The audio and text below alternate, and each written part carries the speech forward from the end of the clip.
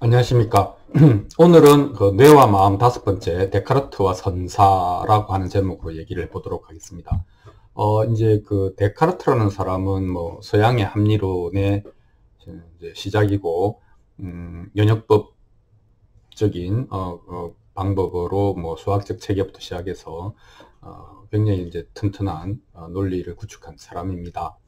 이 사람이 이제 얘기한 거는 나는 생각한다, 고로 나는 존재한다 이렇게 이야기한 것이죠.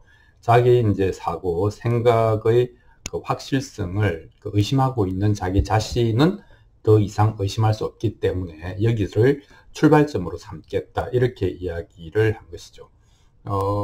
그런데 이제 예를 들면 이제 우리가 이제 그 선사들, 선불교의 선사들의 입장에서 보면 이러면 이제 죽비를 한 대 맞는 거죠.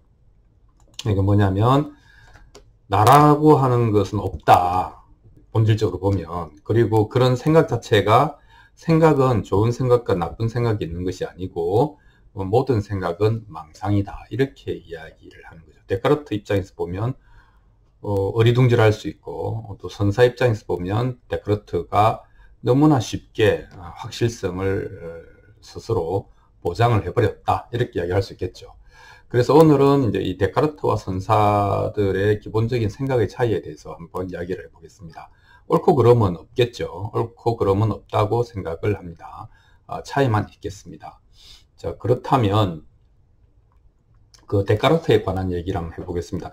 데카르트는 뭐 너무나 잘 알려진 철학자지만 사실은 이제 뭐 이 수도원 붓을 아마 학교에서 공부를 했을 텐데 사실 거의 평생을 침대에서 살았다고 합니다. 뭐 밥도 침대에서 먹고 글도 침대에서 쓰고 이러니까 이제 이 사람에게 있어서 산다라고 하는 것은 침대죠.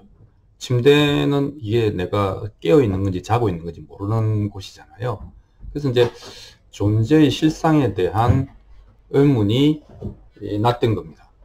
그래서 이제 내가 살아있다라고 하는 확실성의 근거가 이제 애매하고 흔들릴 수 있죠. 그럼 이게 이제 정신적으로는 위기가 올 수도 있습니다.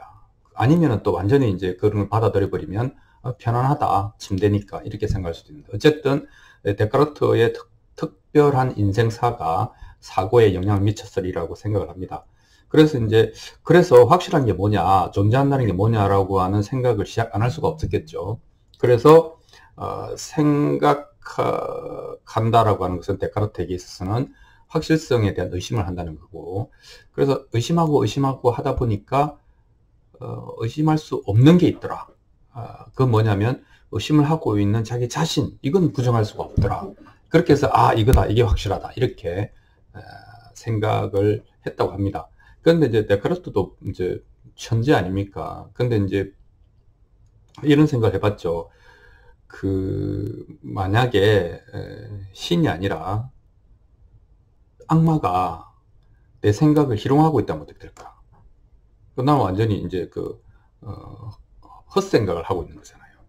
나를 갖고 놀 수도 있지 않냐. 마치 의심할 수 없는 나라고 하는 것에 대한 확신 자체가.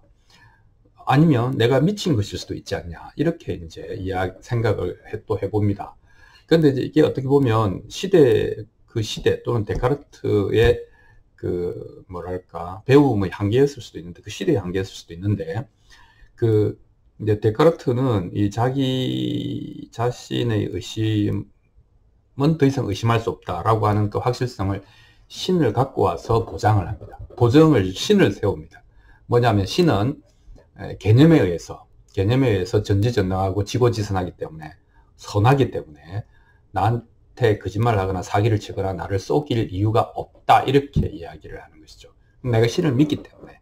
그럼 또 이제 사실은 신이 있다는 증거가 있냐부터 시작해서 그 선결 과제의 미해결이라고 하는 오류가 있지만, 어쨌든 데카르트는 하여튼 크게 보면 신이 나를 속일 리 없으니 내가 의심하고 있다는 이 사실 까지를 의심할 필요는 없다, 이렇게 생각을 했던 것 같습니다. 그래서 이제 데카르트의 의심은 그러니까 의심하고 있는 자기 자신에게서 멈췄죠. 그리고 그것을 자기가 전개하는 사고의 확실성을 부여해주는 출발점으로 삼았고 보장을 그렇게 했습니다. 이게 이제 데카르트가 이제 생각하는 것에 대한 기본적인 베이스다 이렇게 이야기할 수 있겠죠. 근데 이제 선불교는 이제 그와 입장이 좀 다르죠. 그러니까 이제 일단 선불교에서는 뭐 참선을 이제 중시하는데 뭐 결과부절하고 뭐 앉아 있든 아니면은 행주자와에 앉아 있지 않든 핵심은 뭐냐면은 언어 혹은 그 언어라는 생각, 그죠? 그 말과 생각이 길이 끊어지는 거잖아요.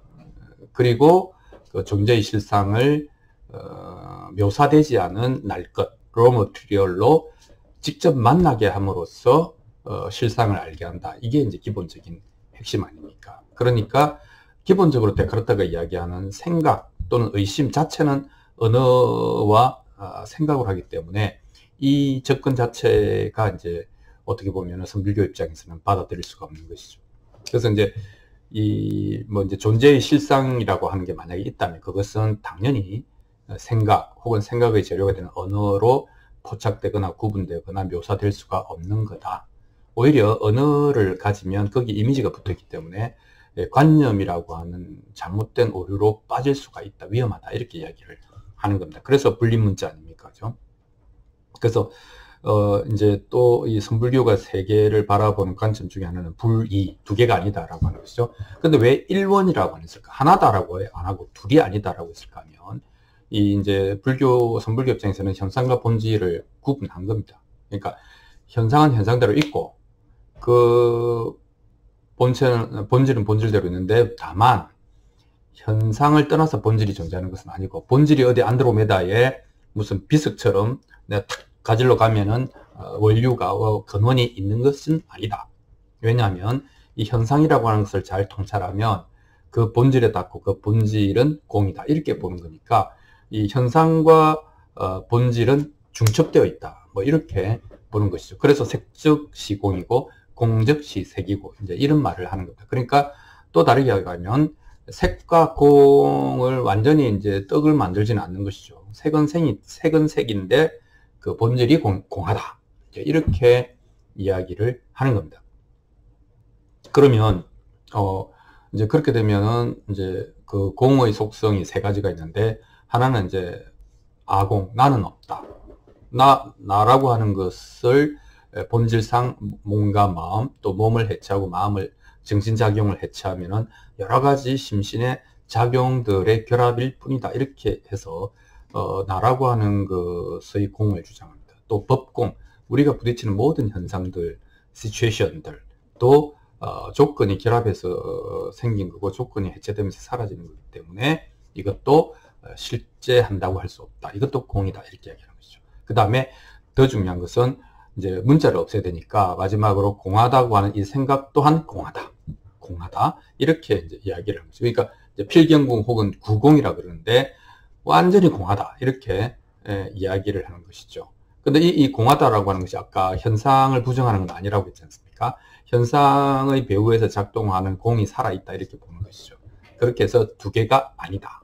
색과 공은 두 개가 아니다. 이렇게 이제 얘기를 하는 것이죠. 그래서 어쨌든 선불교에서는 우리 앞에 펼쳐지는 그 세계 또는 시츄에이션은 이제 연기하는 것이다. 이렇게 연기법을 주장하지 않습니까? 연기법은 뭐 별 어려운 것도 아니죠. 뭐냐면은 우리가 우리 눈앞에 있는 뭐 나, 현상 모든 것들은 어떤 요소들로 분해할 수 있고 그 요소들이 결합한 것이다. 이렇게 보는 거죠. 그래서 요소들이 조건을 만나서 결합을 하면은 그것이 생성이고 요소들이 인연을 다해서 그 결합이 풀어지면 그것이 소멸이다. 이렇게 이야기를 하는 것이죠. 그러니까 모든 것은 영원한 것이 없고 영원한 실제라고 하는 것도 있을 수가 없다. 이런 정도의 얘기를 하는 겁니다. 그래서 그 본성을 공이라고 이름한다. 그리고 그 이름은 이름일 뿐이다. 이렇게 그 이름이 공이라고 하는 것이 어디 안드로메다의 어떤 형태로 물건의 형태로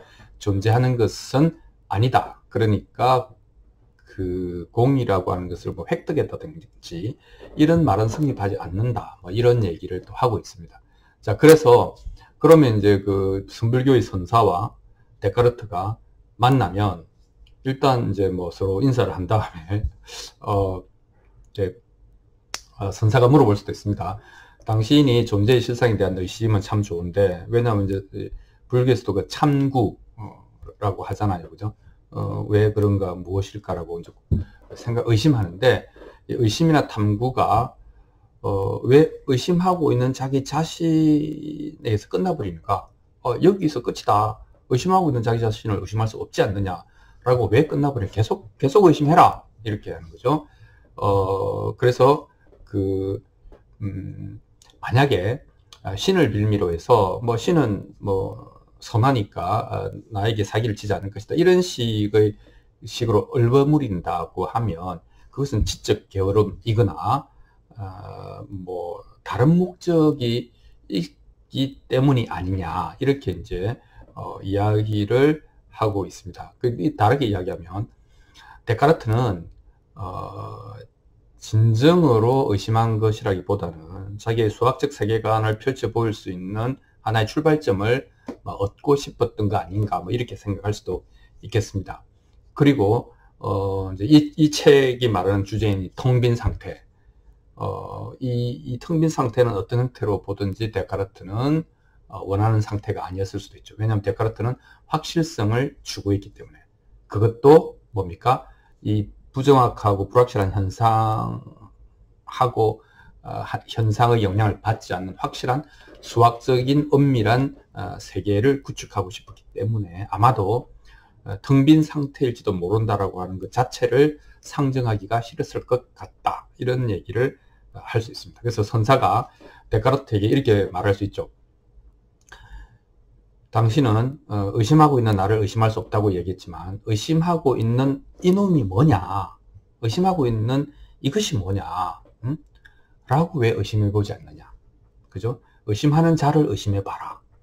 그러면 의심하는 자와 세계 모두가 텅 비어 있다는 것을, 텅 비어 있다는 사실과 만날 수도 있을 거다, 이런 얘기를 할 수 있겠죠. 어쨌든 제가 봤을 때 데카르트는 의심의 한 차원에서는 멈추었다, 이렇게 이야기를 할 수가 있겠습니다. 자, 이것이 데카르트가 텅 빈 상태를 만나지 못한 이유일 수도 있을 것이다, 이렇게 생각을 해 봅니다. 오늘은 여기까지 하겠습니다. 감사합니다.